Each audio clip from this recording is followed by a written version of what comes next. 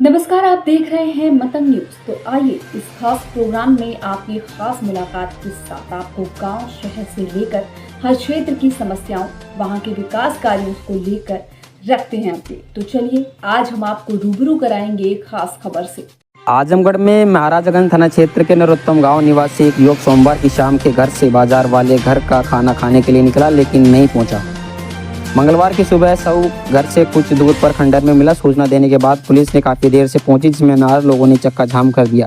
मौके पर पहुंचे सीओ घिसगड़ी ने लोगों को समझा बुझाकर मामला शांत कराया। हत्या को इस घटना का पुलिस अनावरण कर दिया गया। प्रकाश में आया कि हत्यारोपी रामचंद्र मिश्रा पुत्र शीतला प्रसाद मिश्रा निवासी नरोत्तम थाना महराजगंज जनपद आजमगढ़ उम्र करीब 35 वर्ष को नरोत्तम खंडेज से गिरफ्तार कर लिया, जिसकी निशानदेही पर घटनास्थल से हत्या में प्रयुक्त आला कत्ल ईंट व खून से सना टी-शर्ट बरामद किया। हत्यारोपी ने बताया कि प्रॉपर्टी के विवाद को लेकर अभियुक्त ने अपने भतीजे मृतक प्रभात मिश्रा की हत्या किए गए। अभियुक्त के पिता शीतला प्रसाद मिश्रा ने मृतक प्रभात मिश्रा की मां के नाम 2.5 बिस्वा जमीन की रजिस्ट्री करा दिया तथा हाल ही में एक जमीन के सुलह होने पर प्रभात मिश्रा के परिवार को 10 लाख रुपए मिले थे तथा अभियुक्त को कोई रुपया नहीं मिला। 5 अगस्त 2024 को अभियुक्त चोरी छिपे कट्टल तोड़ने गया था। जलती हुई टॉर्च की रोशनी देखकर मृतक वहां गया। वह दोनों के बीच कहासुनी हुई। अभियुक्त ने सोचा कि भाइयों में मृतक की अकेला वारिस है, इसे खत्म कर दिया जाए तो ठीक रहेगा। अभियुक्त रामचंद्र के मृतक के ऊपर ईंट से प्रहार कर दिया, जिससे उसकी मौके पर मृत्यु हो गई।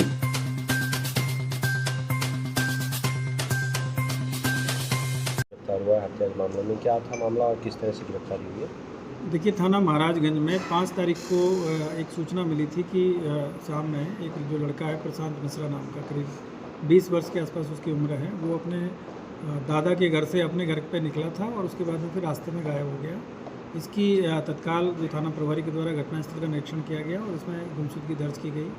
अगले दिन जो प्रशांत मिश्रा हैं, उनकी जो डेड बॉडी है उनके एक पुराने घर के जो वहीं घर के पास में ही है, उसके अहाते में बाउंड्री वॉल के अंदर पे मिली। और उसके बाद में इसमें 2 लोगों के खिलाफ में 22वां में जो तहरीर प्राप्त हुई थी, एक कृष्ण चंद्र मिश्रा हैं और दूसरे हैं कृष्णमणि मिश्रा, जो कि जमुना प्रसाद के ही पुत्र हैं और ये वहीं उसी गांव के ही रहने वाले हैं और इनके दूर के रिश्तेदार हैं। उसी पे हमारी जो टीम है इसमें लगातार, इसमें चूँकि घटना थोड़ी सी इस तरह की लग रही थी कि लड़का अपने दादाजी के घर से अपने घर जाने के लिए निकला और उसके बाद में रास्ते में गायब हो गया। और जब ये सारी चीज़ों की जांच की गई तो पता चला कि जिनके ऊपर आरोप लगाए हैं वो अपने घर पे ही थे उस समय। तो थोड़ा सा इसमें संदेह हो रहा था कि घटना में हो सकता है कोई और लोग भी शामिल हो। हम लोगों ने इसमें जो भी विधिक प्रक्रिया है उसको अपनाते हुए पहले इसको मुकदमा पंजीकृत किया गया। उसके बाद में इसमें टीमें गठित की गई।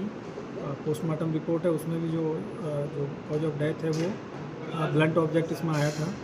तो उसके बाद में जो जांच पड़ताल की गई तो इसमें जो मृतक हैं प्रशांत मिश्रा, उनके जो चाचा हैं रामचंद्र मिश्रा, इनका इसमें नाम प्रकाश में आया है। और जब इनसे संदेह के आधार पर जब हमने पूछताछ किया गया तो फिर इनके द्वारा जो जुर्म है उसका इन्होंने इकबाल किया और इन्होंने ये बताया कि जो इनके जो पिताजी हैं, मतलब जो मृतक हैं उनके जो दादा हैं, उसके द्वारा जो मृतक को काफ़ी प्यार वो करते थे। तो कुछ इनको ये लग रहा था कि उनके जो दादा के नाम पे जो प्रॉपर्टी है वो भी इनको मिलने वाली है। और पहले भी जो दादाजी ने, इनके जो माँ हैं, जो मृतक की माँ है, उसको कुछ ज़मीन, अपने छोटे भाई की जो ज़मीन थी, जो कि पहले इनका कोई पैसे का लेन देन था, तो उसमें इसकी माता के नाम पे ज़मीन करा दी थी। तो इसको ये रहता था कि जो मृतक है वो 3 भाइयों में एक अकेला लड़का था, बाकी इनके यहाँ पे लड़कियाँ हैं। तो इसको ये लगता था कि जो सारी ज़मीन है जो दादाजी के द्वारा इस लड़के के नाम पे कर दी जाएगी तो मुझे कुछ नहीं मिलेगा। और एक ज़मीनी विवाद किसी थर्ड पर्सन से चल रहा था, जिसमें कि मृतक के पिता के द्वारा जो केस है उसको वापस ले लिया था कोर्ट से, उससे समझौता कर लिया था। और इसको ये संदेह था कि उस जो इन्होंने जो कॉम्प्रोमाइज़ किया है उसमें भी इन्होंने पैसा लिया है करीब 10 लाख रुपए, जिसमें से भी इसको हिस्सा नहीं मिला।